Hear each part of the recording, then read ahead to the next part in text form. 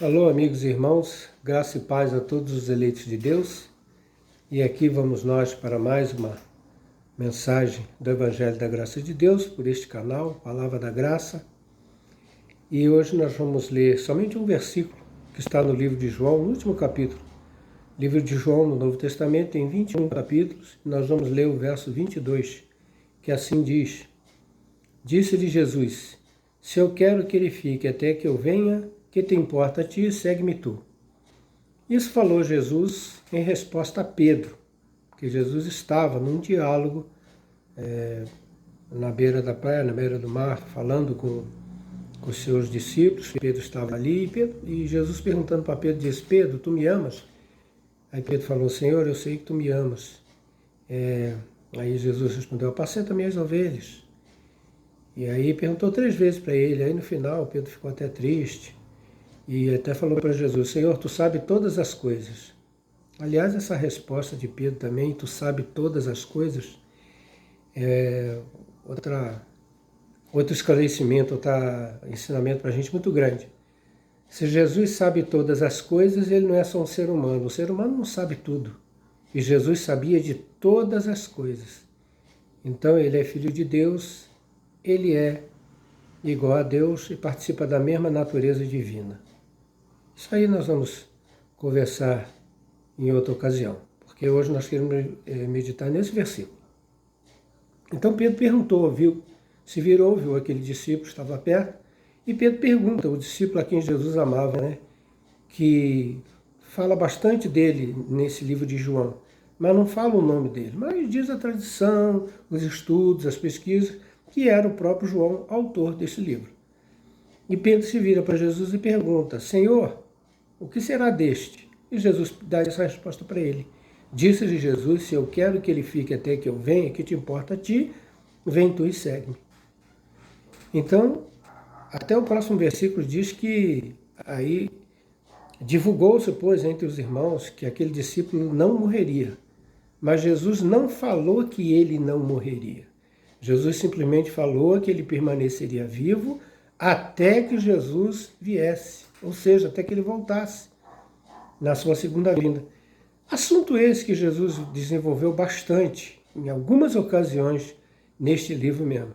Por exemplo, no capítulo 14 desse livro de João, Jesus já tinha falado com eles. Jesus falou: olha, irei, mas voltarei para vós outros. Na casa de meu pai há muitas moradas, vou preparar lugar, mas virei para vos buscar de novo. Mostrando bem claro, irmãos, e está bem esclarecido, uma linguagem bem simples. Não precisa ser um professor de teologia para você entender isso. Jesus está falando com quem? Com seus discípulos, com os 12. Ele falou: eu vou, mas eu volto para buscar vocês. Mostrando claramente que a segunda vinda dele foi para os judeus, foi para Israel, foi para os seus discípulos circuncidados, salvos do povo judeu, do povo de Israel. Então não tem essa vinda aí que a igreja evangélica fala, que Jesus vai vir, que vai acontecer tragédias, que esse mundo vai virar uma grande confusão, uma grande tribulação. Não, isso é passado, isso já se cumpriu. Em lugar nenhum Jesus falou isso, que viria para a humanidade toda, que os Estados Unidos, o Brasil, a Rússia, a Inglaterra ia ver a segunda vinda dele. Não tem nada disso, não tem nada disso. Jesus, a primeira vinda dele, ele veio para Israel, ministrou aqui, escolheu seus 12 discípulos, ali preparou eles para formar a sua igreja, que foi oficialmente inaugurada em Atos dos Apóstolos, capítulo 2, e ele fala bem claro: voltarei para vós outros, para eles lá. E esse versículo reforça isso, esse versículo 22. Que será deste? Aí Jesus falou assim: eu quero que ele fique até que eu venha. Gente, se João ficou vivo até a vinda de Jesus, e Jesus ainda não veio, João está vivo até hoje. João, então, tem 2022 anos de idade? É só pensar, irmãos. E isso pelo nosso calendário. Que parece que pelo calendário judaico, parece que o ano deles é mais de 5.000 anos já que eles estão contando. Porque eles não reconhecem Jesus até hoje. Então, o João está aí vivo, ele tem 5.000 anos, ele tem 2.000 anos de idade? É claro que não. Então, reforça, né, o fato de que Jesus voltou no ano 70.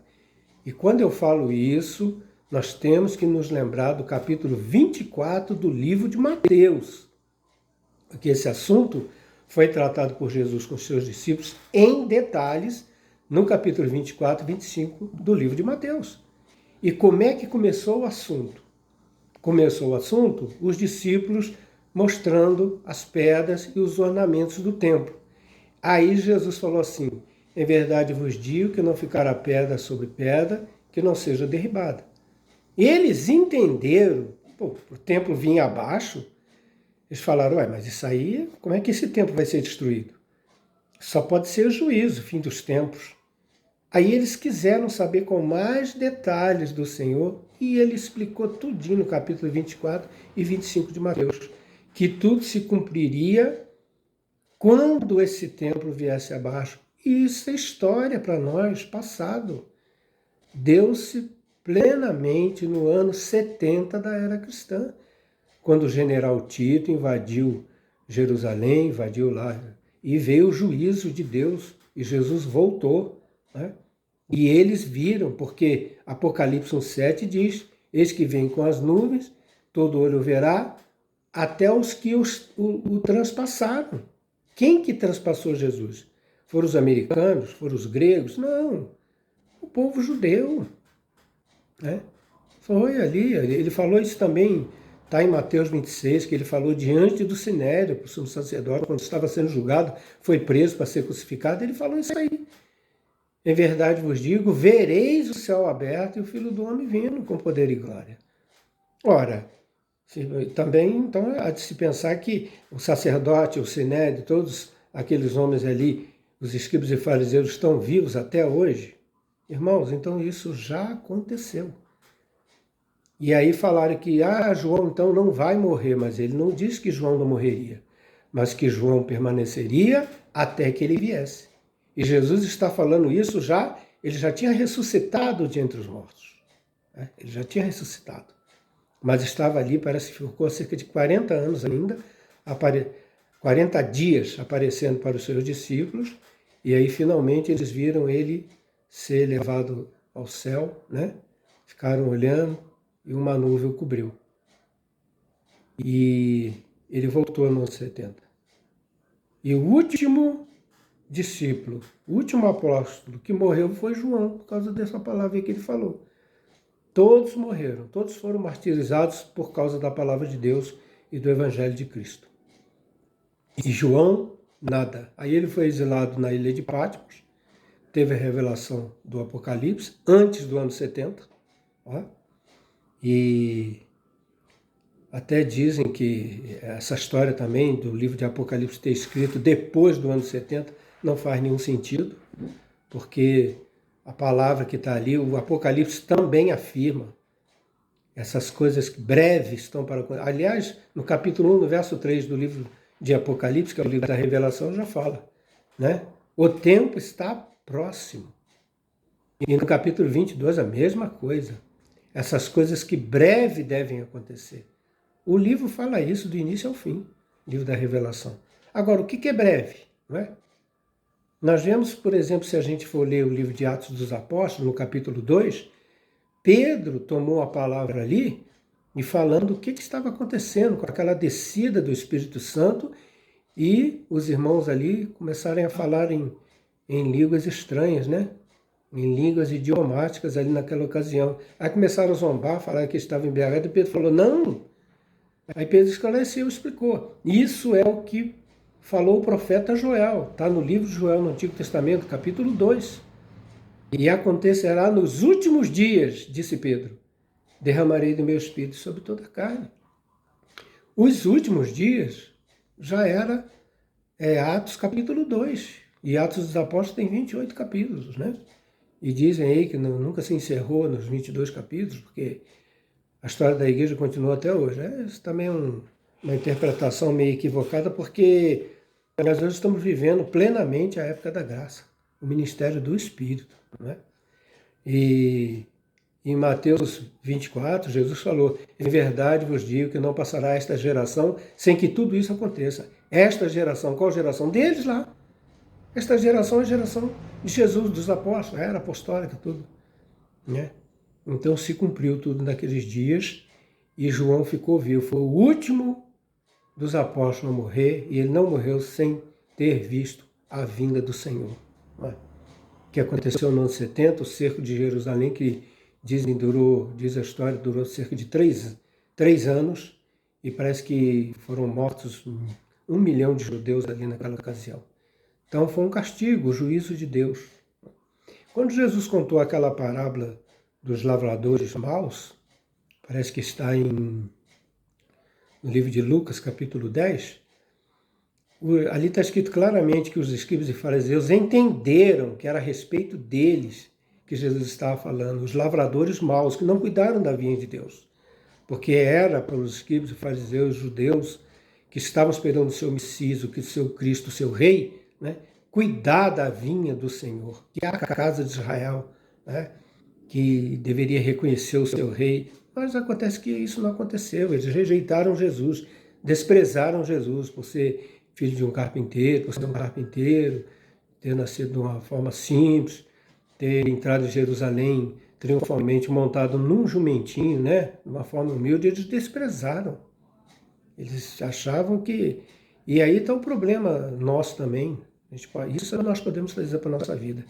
Muitas vezes a gente acha que as coisas de Deus assim vai ser com uma coisa assim, com uma glória, que vai aparecer raios, trovões, anjos. E às vezes Deus faz as coisas de uma forma simples. Deus se manifesta, né, através de um ato de uma pessoa para conosco, de um fato, né? Então, nas coisas pequenas, nas coisas simples, Jesus está presente. Né? As coisas de Deus se realizam. Então a gente precisa tomar cuidado com o erro que o sistema religioso prega, que estão esperando Jesus voltar, porque tudo é Covid, Jesus está voltando. É guerra na Ucrânia, Jesus está voltando. Aí é uma nova doença, uma epidemia, Jesus está voltando. Olha, irmão, fim dos tempos. Não, irmão, nós não estamos vivendo o fim dos tempos, coisa nenhuma. Fim dos tempos era Atos 2 e já se passou e Jesus voltou no ano 70 em juízo. Ele veio para os judeus na primeira vinda e voltou em juízo para os judeus. E após todos esses acontecimentos, a graça de Deus foi estabelecida de uma vez por todas e nos alcançou. Não é nós que aceitamos Jesus, nós nunca fomos atrás de Jesus, nunca perguntamos por Ele, mas Ele nos escolheu e nos elegeu para sermos seu povo, seus filhos, né? Para sermos um povo só. Ele prometeu isso no livro de João, capítulo 10. Ainda tem outras ovelhas que não são desse aprisco. A mim convém congregá-las. E haverá um só rebanho e um só pastor. É o que nós vivemos hoje. É um rebanho e um pastor. E esse pastor nem é nenhum pastor de igreja por aí, não. O supremo pastor é Jesus Cristo, o cabeça da igreja, o fundamento da igreja. Ele é o alfa e o ômega, ele é o princípio e o fim, ele é tudo para nós, né? Ele é tudo. Então, que fique aí essa mensagem no nosso coração, porque mais um esclarecimento da palavra da graça, que Jesus falou que João ficaria até que ele voltasse, né? E até ficaram falando, então João não vai morrer. Não, morreu, né? Morreu. Mas não morreu antes de ver. E dizem, aliás, vale esclarecer, que muitos dizem que a vinda de Jesus foi ele ter revelado o livro do Apocalipse a João. Essa foi a segunda vinda que João viu, mas não foi a segunda vinda ainda de Jesus, não. Olha, gente, que isso? Bobagem, pare. É melhor aceitar os fatos. Se cumpriu tudo no ano 70. O livro de Apocalipse, tudo. O Antigo Testamento, as profecias todinhas. Todo o juízo que foi profetizado por Daniel, por Isaías, por Jeremias, que viria sobre a casa de Israel, os filhos de Israel, veio no ano 70. E foi derramada a graça nos 4 cantos desse planeta. E hoje nós estamos aqui meditando nessa mensagem desfrutando da graça de Deus, tranquilos, seguros, sem temor do mal, porque quem vive na graça é assim. Porque nas igrejas ensina que a pessoa perde a salvação, a gente na graça é esclarecido que nós não perdemos salvação coisa nenhuma. O que Deus faz está feito. Como é que nós vamos perder o selo de Deus? Que Efésios capítulo 1 diz que nós somos selados com o Espírito Santo. O selo de Deus quem tira? Como é que acaba isso? Como é que muda? Que homem que vai mudar aquilo que Deus fez? Afinal de contas está escrito, agindo Deus, quem impedirá? Quem é que vai desfazer a obra de Deus, irmão? Se Deus é soberano, se Deus é o poder maior do universo, do planeta, das galáxias, não tem ninguém acima do nosso Deus. Então, assim que está a palavra do Senhor, e é assim que aconteceu. Né? Jesus disse que voltarei para vós outros. Ele falou para os 12. Ele não está falando para nós. Aí as igrejas ensinam, traz para hoje esse versículo e diz, olha, Jesus está voltando, olha. E Jesus nunca volta. 2022, Jesus ainda não voltou, porque só tem duas maneiras de se encarar esse assunto. Ou Jesus já voltou, ou então ele não volta mais. E se ele não voltou e disse que ia voltar, então melhor queimar a Bíblia, rasgar tudo, parar tudo, porque nada faz sentido. Mas, de fato, ele voltou no ano 70. Isso é história, isso é palavra para nós sabemos. Por quê? Por causa da queda do templo. A chave é essa, gente. Aprende de uma vez por todas. A chave de todo o enigma, de todo o mistério, se é que podemos dizer assim, está na queda do templo de Jerusalém. Porque aí era realmente o fim da lei mesmo. Porque os apóstolos, no livro de Atos e nas cartas apostólicas, eles já estavam falando de Jesus, da graça de Deus, que agora vai... Jesus, no capítulo 4 de João, ele já fala que a adoração, falando com aquela mulher no Poço de Jacó, a verdadeira adoração, ela é realizada em espírito e em verdade. Não é? Não é na carne, não é com instrumento musical, não é num templo, não é organizando uma religião, uma igreja humana, com um pastor na frente, que até eu vou gravar mais um vídeo falando de pastor, né? Que não tem nada a ver com a nossa cultura, esse negócio de pastor. Desde o Antigo Testamento se fala de pastor, era sempre, essa linguagem pastoral, sempre foi para Israel, para a igreja. Tanto é que a igreja lá no livro de Atos nunca teve pastor. Gente, uma coisa simples dessa você pode ler. Mas tudo são coisas que o sistema religioso traz para a nossa vida. Né? Para aprisionar as pessoas lá. Para a pessoa continuar indo na igreja todo domingo, com a Bíblia na mão e não crescendo, não aprendendo nada. Não é? Não tendo nenhuma revelação do Espírito de Deus que está ali naquele livro que fica fechado aí e ele não lê, ninguém lê. E lá na igreja onde ele vai, não é explicado essas coisas, esses detalhes. Porque se falar a verdade, vai todo mundo embora. Eu vou voltar lá para quê, né? Se uma igreja evangélica resolver falar a verdade, aí ninguém vai mais lá, aprendeu. Vai viver em paz com Deus, vai viver da graça do Senhor, vai viver feliz a vida inteira, cultuando a Deus, adorando em espírito e em verdade, todos os dias, em todos os lugares, em todas as ocasiões, onde estiver, né? Mas eles não falam isso, porque precisa que as pessoas continuem frequentando os templos, continuem entregando dízimos e ofertas, continuem reverenciando o seu pastor, dando presente para o pastor, fazendo festa no dia do pastor, é isso aí. Agora, quais líderes na Bíblia gostavam de homenagem, de aplausos? Está no capítulo 23 de Mateus, é dos escribas e fariseus. Então o fermento dos fariseus está até hoje aí nessas igrejas, nesse sistema religioso aí, seja qual for, católico ou evangélico, é isso aí. É fermento dos fariseus, é doutrina dos fariseus, doutrina de homens, não é? Não é doutrina de Deus, não é ensino da graça, não é ministério do Espírito Santo.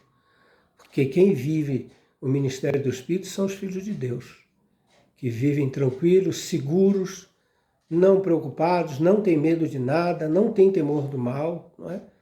Por quê? Porque já falamos, estamos nas mãos do Senhor. Agindo Deus, quem impedirá, né? Se Deus é por nós, diz Romanos, capítulo 8, se Deus é por nós, quem será contra nós? Então, não estamos preocupados, a gente vive seguro, tranquilo, rejubilando, louvando a Deus, adorando o Espírito de verdade. Graças a Deus por isso. Então está aí, mais um esclarecimento. Jesus falando, se eu quero que ele fique até que eu venha, que te importa assim? Vem tu e segue. Então Jesus já tinha dado uma incumbência para Pedro, mas ele quis saber do discípulo amado, que dizem ser João, né?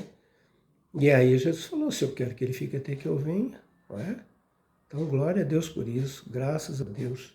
Todo louvor, toda honra, toda glória seja dada ao nome do nosso Deus, em nome do Senhor Jesus. Que essa palavra possa fazer diferença na nossa vida e que você possa crescer na graça e no conhecimento do nosso Senhor Jesus Cristo. Amém.